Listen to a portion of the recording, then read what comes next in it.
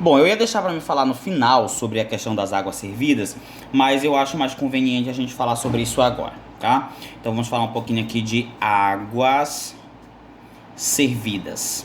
Gente, o que é uma água servida? Olha só, as águas que já foram utilizadas pelo ser humano para lavar, né, dar descarga, tomar banho, e outras finalidades, elas são águas servidas, que também podem ser chamadas de águas residuárias, né, despejos líquidos, resíduos líquidos, enfim, né, misturado nessas águas aqui, que geralmente está naquele esgoto, né, na frente das casas das pessoas. Ali tem fezes, tem comida, tem detergente, tem sabão, enfim, né, foram águas que serviram, que tiveram uma utilidade para algum fim. Então, nas grandes e médias cidades brasileiras, uma parte das casas elas possuem tubulação de esgoto residencial, né? E é por meio dessa tubulação aqui que as águas elas são conduzidas nas estações de tratamento de algumas cidades grandes, como eu falei para vocês, né? De esgoto, tratamento de esgoto. No entanto, quando não há esse tratamento, o esgoto ele é jogado diretamente nos rios, né? Que é o nosso caso, né? Nos rios, nos mares, dependendo da cidade, né? Existem nessas águas aqui micro-organismos, né, germes, vermes, que podem causar doenças, né? E nós chamamos aí esses micro-organismos de micro-organismos patogênicos. Vou colocar bem aqui, tá? Micro-organismos patogênicos. O que é um micro-organismo patogênico, gente? Né? Hoje a gente escreve micro-organismo, só com um O, tá? Só com um O, micro-organismos patogênicos. O que são micro-organismos patogênicos? São aqueles micro-organismos que irão causar doenças, né? Vou colocar aqui micróbios causadores de doenças, tá bom? Isso é um micro-organismo patogênico e geralmente eles estão presentes exatamente aqui, ó, nessas águas servidas, tá bom? Um exemplo desses micróbios, desses organismos aqui, são os coliformes fecais, né? Eles são exemplo desse tipo de micro-organismo. Primeiro, existem coliformes fecais no intestino de todas as pessoas. E esses coliformes eles saem nas fezes, né? Então a maior parte das fezes corresponde a esses pequenininhos seres vivos aí, tá bom?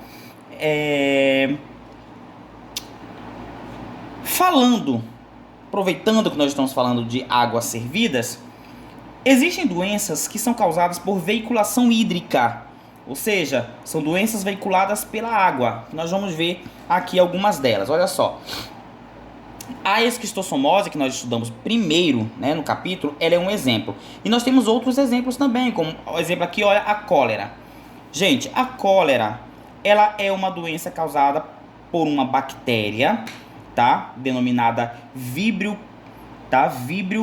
cholerae. Ou eu posso também chamar de vibrião colérico, tá bom? Coloquei aqui alguns sintomas, né? Tratamento, prevenção. Primeiro, é uma disenteria, é uma diarreia causada aí por essa bactéria, vibrião colérico. Aqui o nome científico, olha, Vibrio cholerae, tá? Os sintomas são fezes branquiçadas, né? Desidratação, perda de água. Tratamento, medicamentos que matam bactérias, tá bom? Alguns antibióticos e prevenção, saneamento básico e higiene, né? Tomar aí os devidos cuidados.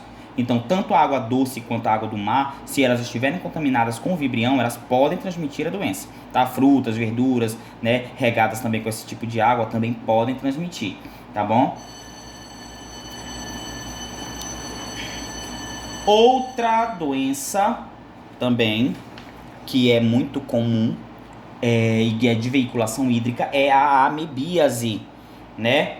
Então a amebíase, gente, ela é causada, né, por um tipo de protista, um protozoário, tá bom? Isso também nós já vimos no capítulo anterior, tá? Sobre os protistas. nós chamamos ele de Entamoeba stolítica. O sobrenome dele não tá porra aqui. Deixa eu colocar aqui para vocês. Olha só. Entamoeba stolítica. Então esse é o nome do protozoário que causa, né, do verme que causa aí a amebíase, tá bom? A ameba. E essa doença ela é muito caracterizada por causar diarreias, né? A diarreia ela é uma consequência, tá bom, das lesões provocadas por esse micro-organismo aqui no nosso intestino, né? A pessoa que era doente por ameba, ela sente dores no abdômen, pode até ter eliminação de sangue nas fezes também, tá? Aí veja só, nós temos aqui, ó, alimentos, né, contaminados por esses, contaminados por esse protozoário aqui, né, que acabam gerando, formando pequenos cistos. E esses cistos eles acabam sendo ingeridos, tá, pelo ser humano quando eles comem ou bebem uma água contaminada por esse tipo de organismo, né? Esses cistos eles acabam liberando as amebas no intestino, tá? Essas amebas aqui, olha só, são amebas ingeridas, né? Elas passam por fases, né, de desenvolvimento, né? E se instalam aí no organismo do ser humano, provocando essa enfermidade, que é a amebíase. Uma outra doença bem semelhante também, gente, é a giardíase. Olha só, deixa eu colocar aqui o nome dela, né?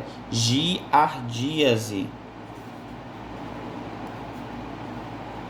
A giardíase, gente, ela é causada já por um outro protista, que é a Giardia lamblia. Vou colocar aqui também o nome, Giardia lamblia, né? Ela é capaz de provocar um mal com sintomas bem parecidos aos sintomas da amebíase, tá? A gente diz aí que a pessoa está com giardíase, que é essa outra doença.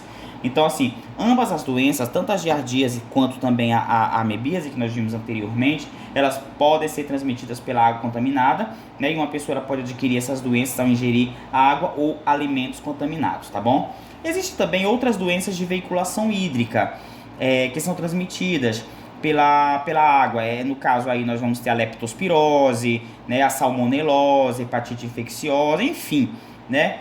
Existem várias doenças, né? Mas essas daqui são geralmente aquelas que a gente vai estudar principalmente, tá ok? Muito bem. Gente, é necessário, né, que a gente tenha sempre, vamos falar um pouquinho aqui de higiene pessoal, que a gente tenha higiene, né? A higiene, ela é um tema extremamente importante, porque ela consiste numa série de hábitos, né? Por exemplo, hábitos simples: tomar banho diariamente, evacuar em sanitários, nunca diretamente no solo, né? Lavar as mãos antes e depois de usar o banheiro, principalmente nesse período pandêmico que a gente está passando, né? Lavar as mãos antes das refeições, cortar as unhas, né, para evitar acúmulo de micróbios, mantê-las sempre limpas, né? Então, assim, são pequenas atitudes que podem impedir uma pessoa de contaminar com esses tipos de micro-organismos causadores de doenças, né? Elas podem impedir que caso o indivíduo apresente alguma doença, ela contamine outras pessoas. Então, assim, cuidados em relação à alimentação e à água ingerida também são indispensáveis, né, para prevenir esse tipo de doença. Beba uma água quando ela tiver sido tratada, né? Higienize bem as suas frutas, as verduras antes de consumir. E aí eu tenho aqui 3 imagens que eu coloquei que mostram tipos de fossas, né? Essas fossas aqui, vou colocar aqui, olha só, fossas. Essas fossas aqui, gente, acredito que vocês viram algo do tipo já em capítulos anteriores, trabalhados presencialmente ainda, né? Quando não há um sistema apropriado de esgoto encanado, o melhor a se fazer é construir uma fossa, né? Aí existem, basicamente aqui eu coloquei 3 tipos de fossas. Nós vamos ver a fossa seca, né? Nós vamos ver a fossa absorvente, tá? E o tanque séptico, a fossa séptica. Vamos analisar qual é a diferença entre elas. Olha só, a fossa seca, ela é como se fosse apenas um buraco cavado no chão e ao redor desse buraco é erguido uma casinha de madeira, né? Ela é muito comum, principalmente no interior, tá? Ela recebe as fezes e a urina dos moradores quando ela ela recebe tanto as fezes e a urina do morador diretamente no solo. É um buraco cavado e diretamente no solo, né? Constrói-se geralmente com uma tábuazinha ou, às vezes, tem ainda um vaso sanitário, né? Quando não estiver em uso, o buraco ele deve ficar aberto e periodicamente receber uma camada de terra misturada com cal. Mas muitas vezes isso não acontece, tá? Isso acabaria com o mau cheiro, né? Diminuiria, pelo menos, o mau cheiro, né? Então, um problema que está associado a esse tipo de fossa aqui, que nós chamamos de fossa seca ou de fossa negra também, tá? É de que os micro-organismos eles podem contaminar, né, a água subterrânea que é usada para consumo. Então, recomenda-se sempre que esse tipo de fossa ele seja construída no mínimo a 15 metros de distância do poço, tá? Existe uma adaptação também dessa fossa aqui. Essa daqui é a fossa seca. Vou colocar aqui, tá? Fossa seca. Existe uma outra adaptação dessa fossa aqui, gente, que nós vamos chamar de sumidouro, né? Ou de poço negro, ou de fossa absorvente, né? Vamos colocar aqui de sumidouro. O sumidouro, gente, ele é um buraco cavado no chão e coberto, né? Ele já tem uma parede ali, né? Que vai provocar uma espécie de cobertura, tá?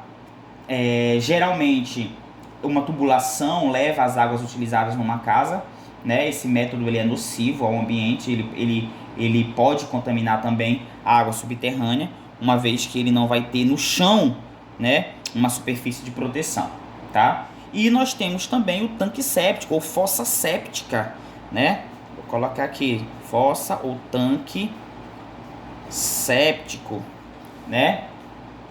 A fossa séptica, gente, ela é um recipiente de concreto, como nós podemos ver aqui, ó. Ela é um recipiente de concreto enterrado entre a casa, né? Entre a casa em um espaço, e dentro dele os resíduos sólidos que são presentes na água servidas, né? Fezes, restos de comida, todos vão por uma tubulação diretamente para esse tipo de tanque aqui, tá bom? E lá dentro eles vão sofrer a decomposição pelos micro-organismos que vivem ali, tá bom?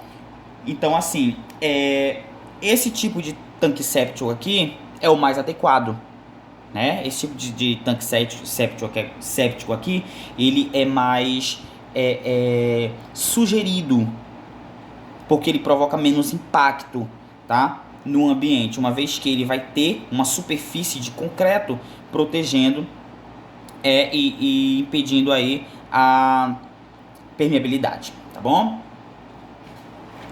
Muito bem. A gente falou um pouquinho agora há pouco sobre tratamento de água, né?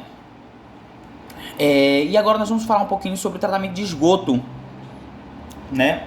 Primeiro, frequentemente uma cidade ela tira água do mesmo rio, né, em que desemboca o esgoto de outra. Então veja bem, o nosso esgoto ele cai diretamente no Rio Tapajós, né? Esgoto de toda a cidade.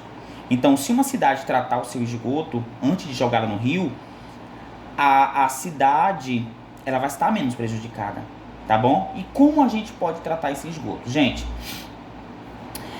a resposta está ligada exatamente àquilo que a gente acabou de ver, tanques sépticos, né? Tanques sépticos. Então, assim, as águas servidas elas são conduzidas por meio de um sistema de tubulação a uma estação de tratamento de esgoto, que a gente não possui aqui na nossa cidade, né? Onde passam aí por várias etapas até não oferecer mais nenhum risco e serem jogadas nos rios. Então, uma das principais etapas desse tratamento consiste em deixar os resíduos em repouso para que os micro-organismos realizem sua decomposição, né? E depois, do mesmo modo que acontecer dentro de um tanque séptico, né? Isso acontece da mesma forma dentro do tanque séptico que nós temos em casa, né? E depois disso, gente, nós chamamos de mananciais as fontes de água superficiais e subterrâneas que são utilizados para abastecer o consumo humano. Né? O tratamento do esgoto ele contribui para que os mananciais não sejam poluídos e contribui, portanto, também para a saúde da população. Infelizmente, poucas cidades brasileiras realizam esse tipo de processo, né, de tratamento de esgoto antes de despejá-lo nos rios. Então, veja bem, eu tenho aqui a cidade, né? Essa cidade aqui, o esgoto, ao deixar essas casas, ele vai para as redes coletoras até chegar à estação de tratamento, né, de esgoto. Nós chamamos de ETE. ETE, Estação de Tratamento de Esgoto, tá bom? Aí passa aqui, a rede coletora, né, que são tubulações, né? Tem aqui a rede elevatória, os esgotos chegam primeiro à rede elevatória que bombeia para a estação de tratamento. Chegando na estação de tratamento, o esgoto ele é separado, né? Partes sólidas da líquida, porque a gente sabe que ali vai tudo junto, né? Aí ele vai ter aqui um pré-tratamento, depois ele vai ter um tratamento biológico e depois ele vai ter aqui uma decantação, vai passar por um processo de decantação para separar, né?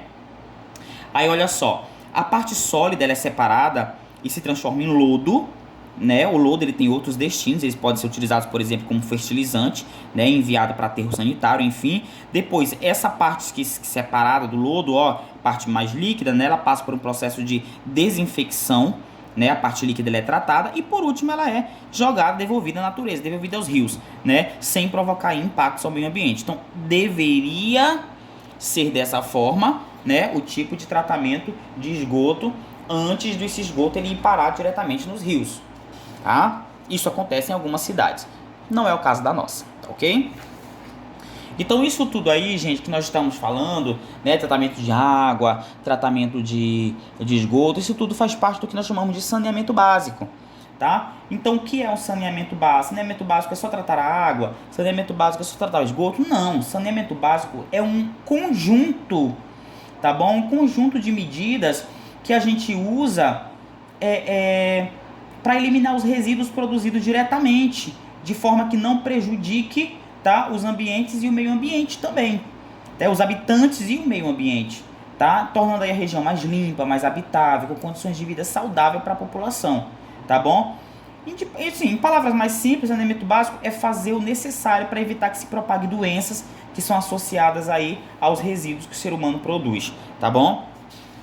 Eu coloquei aqui, o conceito, para vocês estarem anotando depois, né? Conjunto de medidas que tem por objetivo alcançar níveis de saúde, no mínimo satisfatórios por meio de... Eu citei aqui, abastecimento de água potável, coleta e disposição de esgotos, coleta de lixo, educação da população, né, para a saúde. Então isso daqui também é saneamento básico. Educação é saneamento básico, saúde é saneamento básico, né, coleta de lixo é saneamento básico, né, disposição de esgotos é saneamento básico, água potável é saneamento básico, né, e tudo isso tem a finalidade de proteger e de melhorar as condições de vida, tanto nos centros urbanos como também nas comunidades rurais, tá bom? Então saneamento básico é um conjunto de medidas, tá ok?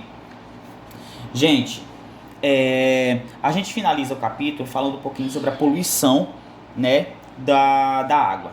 Bom, vamos colocar aqui, poluição da água. Poluição da água.